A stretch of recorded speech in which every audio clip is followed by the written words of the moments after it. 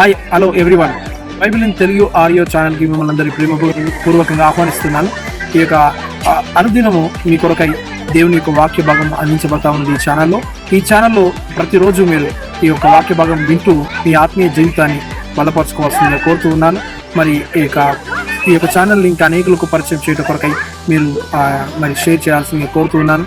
Like చేయండి, share చేయండి, comment చేయండి.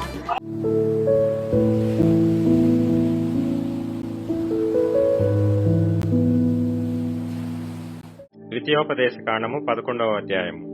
కాబట్టి నీవు నీ దేవుడైన యెహోవాను ప్రేమించి ఆయన విధించిన వాటిని అనుసరించి ఆయన కట్టడలను విధులను ఆజ్ఞలను ఎల్లప్పుడూ గైకొనవలెను.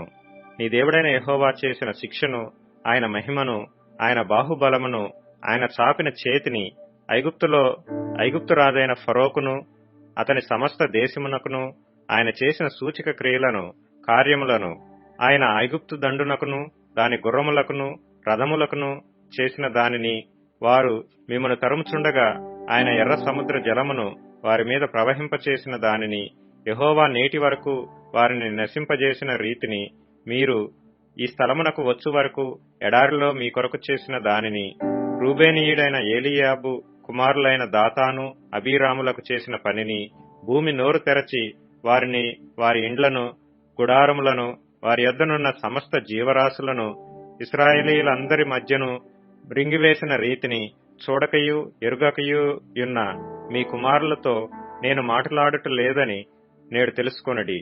యెహోవా చేసిన ఆ గొప్ప కార్యమంతయు మీ కన్నులే చూచినవి గదా. మీరు బలము కలిగి స్వాధీనపరచుకొనుటకై నది దాటి వెళ్లుచున్న ఆ దేశమందు ప్రవేశించి దాని స్వాధీనపరచుకొనున్నట్లును యెహోవా వారికిని వారి సంతానమునకును దయచేసుదనని మీ పితరులతో ప్రమాణం చేసిన దేశమున, అనగా పాలు తేనెలు ప్రవహించు దేశమున మీరు దీర్ఘాయుష్మంతులగునట్లును నేను ఈ దినమున మీకు ఆజ్ఞాపించు ఆజ్ఞలనన్నిటినీ మీరు గైకొనవలెను. మీరు స్వాధీనపరచుకొనబోవు దేశము మీరు బయలుదేరి వచ్చిన ఐగుప్తు దేశము వంటిది కాదు. అక్కడ నీవు విత్తనములు విత్తి కూర తోటకు నీరు కట్టినట్లు నీ కాళ్లతో నీ చేలకు నీరు కట్టితివి. మీరు నది దాటి స్వాధీనపరచుకొనుటకు వెళ్లుచున్న దేశము కొండలు లోయలు గల దేశము. అది ఆకాశ వర్ష జలము త్రాగును. అది నీ దేవుడైన యెహోవా లక్ష్యపెట్టు దేశము.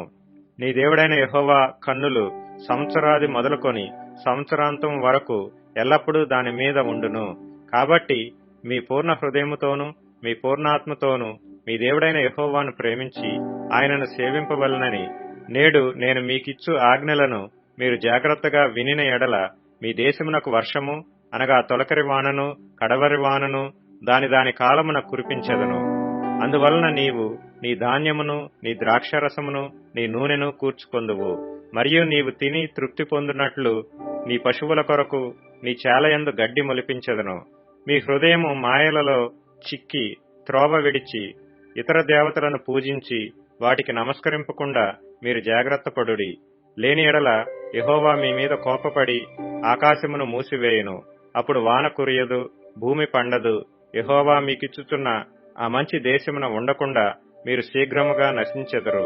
కాబట్టి మీరు ఈ నా మాటలను మీ హృదయములోను మీ మనస్సులోను ఉంచుకొని వాటిని మీ చేతుల మీద సూచనలుగా కట్టుకొనవలెను. అవి మీ కన్నుల నడుమ బాసికములుగా ఉండవలెను. నీవు నీ ఇంట కూర్చుంటున్నప్పుడు, త్రోవను నడుచున్నప్పుడు, పండుకొనున్నప్పుడు, లేచున్నప్పుడు వాటిని గూర్చి మాట్లాడుచు వాటిని మీ పిల్లలకు నేర్పి నీ ఇంటి ద్వార బంధముల మీదను నీ గవునుల మీదను వాటిని వ్రాయవలెను. అలాగు చేసిన ఎడల యెహోవా మీ పితరులకిచ్చెదనని ప్రమాణము చేసిన దేశమున మీ దినములను మీ సంతతి వారి దినములను భూమికి పైగా ఆకాశము నిలుచున్నంత కాలము విస్తరించును. మీరు మీ దేవుడైన యెహోవాను ప్రేమించి ఆయన మార్గములన్నిటిలోనూ నడుచుచు ఆయనను హత్తుకొని మీరు చేయవలనని మీకు ఆజ్ఞాపించు ఈ ఆజ్ఞలన్నిటినీ అనుసరించి జాగ్రత్తగా నడుచుకొనవలెను. అప్పుడు యెహోవా మీ యొద్ద నుండి ఈ సమస్త జనములను వెళ్లగొట్టును. మీరు మీకంటే బలిష్ఠులైన గొప్ప జనముల దేశములను స్వాధీనపరచుకొందురు. మీరు అడుగుపెట్టు ప్రతి స్థలము మీది అగును. అరణ్యము మొదలుకొని లెబానోను వరకును, యూఫ్రటీసు నది మొదలుకొని పడమటి సముద్రము వరకును మీ సరిహద్దు వ్యాపించును. ఏ మనుష్యుడును మీ ఎదుట నిలబడు. తాను మీతో చెప్పినట్లు మీ దేవుడైన యెహోవా మీరు అడుగుపెట్టు దేశమంతటి మీద మీ బెదురు మీ భయము పుట్టించును. చూడిడి, నేడు నేను మీ ఎదుట దీవెనను శాపమును పెట్టుచున్నాను.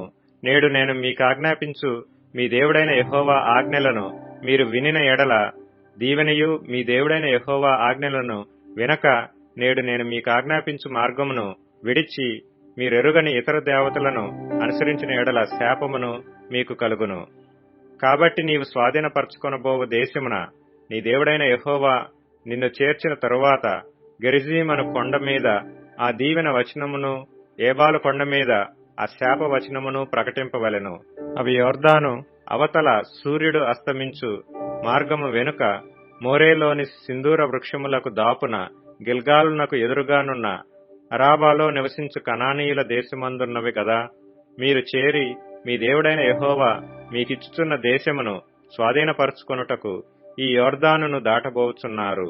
మీరు దాని స్వాధీనపరుచుకొని దానిలో నివసించెదరు. అప్పుడు నేడు నేను మీకు నియమించుచున్న కట్టడలన్నిటినీ విధులన్నిటినీ మీరు అనుసరించి గైకొనవలెను. దేవునికి మహిమ కలుగును గాక. ఈ యొక్క వాక్యం చేత మీరు ఎంతగానో బలపరచబడ్డారని మేము నమ్ముతూ ఉన్నాం. ప్రియదేవులారా, మరి ఈ యొక్క వాక్యము మీరు మాత్రమే కాదు, మీతో పాటు ఇంకా అనేకులు విని బలపరచబడాల్సిన అవసరం ఉన్నది. కనుక మీరు ఈ యొక్క వాక్యాన్ని ఇతరులకు షేర్ చేస్తూ వారిని కూడా ఈ యొక్క ఛానల్ని అనుదినం మరి దేవుని యొక్క వాక్యం వినుటకు వారిని ప్రోత్సాహపరచాల్సిందిగా కోరుతున్నాను. Thank you.